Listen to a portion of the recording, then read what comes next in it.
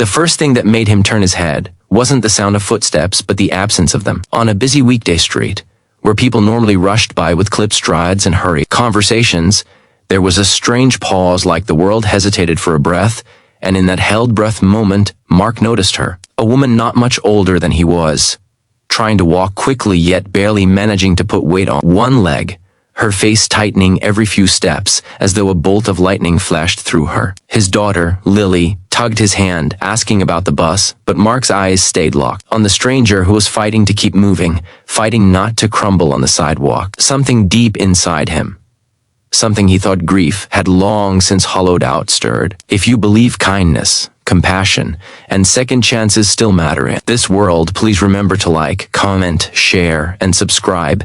It truly helps keep these stories alive. Mark had been a single father for nearly 3 years, ever since cancer stole his wife away, leaving him with a toddler who didn't understand why mommy wasn't coming home. He had survived on routines: morning cereal, school drop-offs, late shift at the garage, bedtime stories said. Through exhaustion he tried to hide. Life had become predictable, safe in its familiarity, though lonely in ways he seldom admitted. But on this particular morning, while waiting for a bus that was already running late, he felt something shift. Watching the limping woman struggle toward the shelter made him forget schedules, forget tiredness, forget everything except the instinct to step toward her. He eased Lily behind him and walked a few steps forward, not wanting to frighten the woman but unable to ignore her pain. The closer he got, the more he could see it carved into her expression, not just a momentary twinge but a long, lived-in ache. Her left leg was wrapped in a medical brace, and her tote bag bounced awkwardly at her side, as if every movement sent a ripple of discomfort through her body. She tried to mask it, but Mark recognized the look. It was the same look he used to wear when pretending he was fine for Lily's sake, even when grief made breathing feel like lifting a boulder. She stumbled slightly, catching herself on a pole. That was when Mark acted, reaching out just enough to steady her without making it seem like charity. Her eyes flicked to his, surprised, guarded, but grateful. She managed a faint nod, as if to say she didn't want help, but might not make it without it.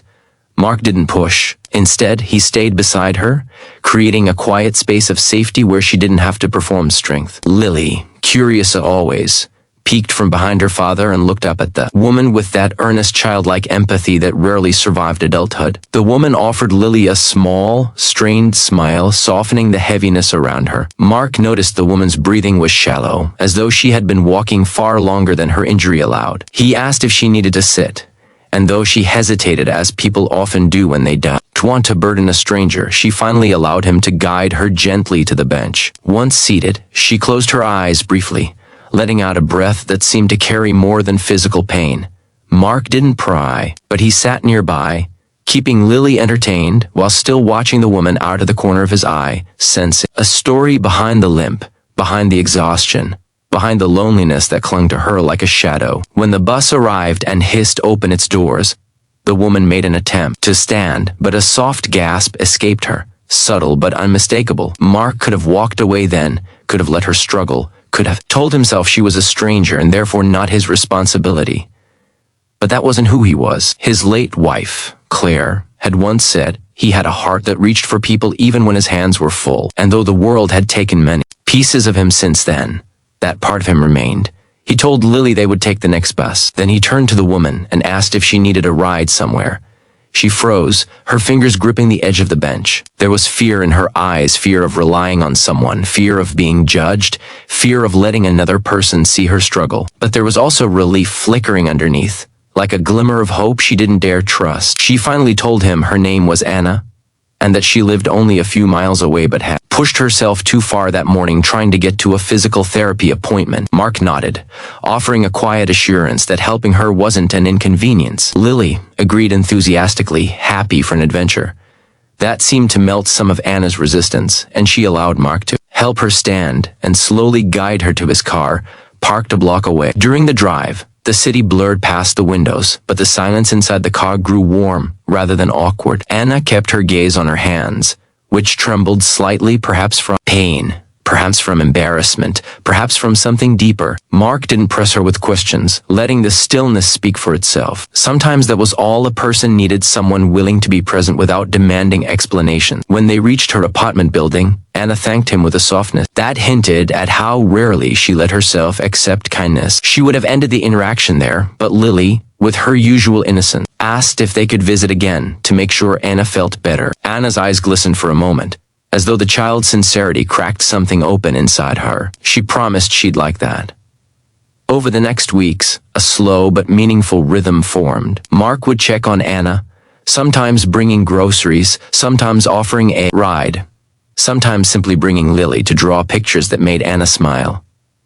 In those small moments of connection, pieces of Anna's story began to unfold, not in dramatic confessions, but in gentle, hesitant fragments. She had been a dance instructor before a devastating accident shattered her leg and her livelihood. The injury required multiple surgeries, leaving her financially strained and emotionally drained. Worse still, the man she had been with left her during rehab, unable to handle the shift from carefree romance to real-life struggle. She didn't speak bitterly, only with a tired acceptance that spoke volumes about the wounds she carried. Mark didn't pity her. He understood hardship in ways Anna didn't yet know, but he admired her strength, the way she kept trying despite setbacks that would have broken many people. And Anna, in turn, began to notice things about Mark, how gently he spoke to Lily, how he always made room for other people's emotions, how loss had carved hollows in him, but hadn't extinguished the light in his eyes. One evening, after picking up Lily from school, Mark dropped by Anna's apartment with homemade soup. She opened the door, balancing herself against the frame, surprised yet genuinely pleased to see them. Inside, the scent of lavender tea lingered in the air and sunlight filtered through the windows, casting amber hues across the room. Mark saw the crutches leaning in the corner and the stack of medical bills on the table, half hidden beneath a magazine. Anna realized he noticed and looked away, embarrassed. But instead of judgment, he offered a steady, understanding presence that made her feel seen without feeling exposed. Lily, naturally, settled on the rug with her coloring book, allowing the grown-ups their quiet conversation. Mark told Anna about Claire, the woman he had loved fiercely, the battle she fought bravely, the hole her absence left behind. It wasn't a story he shared often, but something about Anna made him feel safe enough to speak it aloud. She listened not with sympathy, but with empathy. An unspoken connection formed between two people who had learned pain the hard way. Anna admitted that she had given up on the idea anyone wanting to be close to her again. Broken bones healed slowly, but the fear of being abandoned, while vulnerable, healed even slower. Mark gently countered that sometimes broken pieces fit together better with someone who understood what it meant to be cracked. Days turned into weeks, and Anna's leg gradually strengthened. The physical therapist noted her improvement, but Anna secretly knew there was more to her recovery than exercises and medication. Having Mark and Lily around brought warmth she hadn't realized she'd been missing. Their presence eased the loneliness she carried like an unseen weight. One cloudy afternoon, as they were leaving her apartment after a short visit, Mark noticed Anna standing at the door longer than usual, as if wrestling with something she wanted to say. Her eyes traced the floor before lifting to his with quiet vulnerability. She admitted she feared becoming dependent on him, feared that letting him and Lily into her life would end in more pain if the connection faded. Mark stepped closer, reassuring her in the calm, steady voice that had comforted Lily through countless nightmares. He told her that healing was something she had to do alone, that she did to have to earn kindness by proving she was a burden. The sincerity in his words reached a place inside Anna she hadn't opened in years. She took a slow, trembling breath, letting the truth sink in that maybe she wasn't alone anymore, not in the way she once feared. As winter approached, their lives intertwined naturally. Lily adored Anna, often asking to visit her or proudly showing her drawings. Anna grew comfortable enough to laugh again, an unguarded, genuine laugh that Mark found himself looking forward to. And Mark, he discovered that companionship did betray Claire, as memory had honored it. Loving again wasn't forgetting. It was proof he had survived. One Saturday morning, a light snow dusted the streets. Mark invited Anna to join them at a small cafe near the park. It took her longer to walk there than before the accident, but her steps were stronger, steadier. Lily held her hand as they crossed the street, while Mark watched from a step behind, feeling a quiet swell of pride for both of them. Inside the cafe, warmth spread through the room from the scent of roasted coffee and cinnamon pastries. The three of them claimed a corner table, where sunlight streamed through frosted windows and made everything look soft and dreamlike. Anna wrapped her fingers around a warm mug, savoring a comfort she didn't know she needed. Mark realized then that this simple moment, shared smiles, shared warmth, shared presence, felt like the beginning of something he didn't dare name but deeply hoped for. But the universe tests people when they least expect it. Leaving the cafe, Anna misstepped on a patch of ice. Her leg buckled sharply, sending her crashing to the ground. The pain in her face made Mark's stomach lurch. He was at her side in seconds, Lily clinging to his coat in fear. Anna tried to brush it off, insisting she was fine. But Mark could see the tremor in her hands, the tightness in her jaw. He helped her to the car and insisted on taking her to urgent care. Anna protested weakly, more out of not wanting to trouble him than anything else. But Mark's firm concern left no room for argument. At the clinic, the doctor confirmed that Anna hadn't rebroken anything, but she had strained the healing muscles. She needed rest and support. Anna looked ashamed, tears gathering at the edges of her eyes as though she had failed somehow. Mark gently wiped a tear from her cheek with a tenderness that made her breath hitch. He told her that healing wasn't linear, and that needing help didn't make her weak, it made her human. Lily placed a small sticker of a smiling star on Anna's hand, declaring that she was brave. Anna couldn't hold back the tears after that. At home that night, Mark cooked dinner for the three of them, while Anna rested on the couch with her leg elevated, watching Mark move around the kitchen with quiet confidence, listening to Lily chatter about school, and feeling the warmth of their home settle around her like a blanket. Anna realized something unshakable.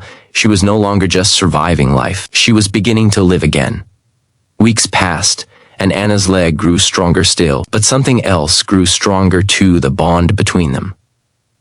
Mark found himself looking forward to every visit, every shared meal, every soft moment of understanding that passed between their eyes. And Anna found her fears slowly dissolving under the steady, unwavering kindness that Mark and Lily brought into her life. One evening, as the sun dipped low and painted the world in a hazy golden glow, Anna stood with Mark outside her apartment, her breath forming small clouds in the air. She looked at him, really looked at him, the way someone looks when they finally found the courage to hope again. She told him she didn't know what the future held, but she knew she didn't want to face it without him and Lily. Mark took her hands, emotion tightening his throat, and told her he felt the same. That meeting her had reopened a part of his heart he thought had closed forever. They stood there for a long moment, holding on to each other, not because they were broken, but because together they were becoming whole again. If this story moved you, please like, comment, share, and subscribe. Your support helps bring more heartfelt stories to this channel. Before the ending, please comment below.